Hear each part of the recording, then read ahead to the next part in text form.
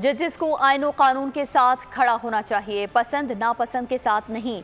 Justice Mansoor का खत खुशाइन बात नहीं है। सुप्रीम कोर्ट में ग्रुपिंग खत्म होनी चाहिए। दुनिया में कहीं नहीं होता कि जुडिशरी अपने अंदर मुकमका कर ले। तर्जुमान नून लीग बैरिस्टर अकील मलिक के प्रोग्राम टुनाइट विद जैस्मीन में गुफ्तगू कहा, सुप्रीम कोर्ट जुडिशरी की आपस की खलफशारी दूर होनी चाहिए। हुकूमत जजेस की तादाद बढ़ाने पर काम कर रही है।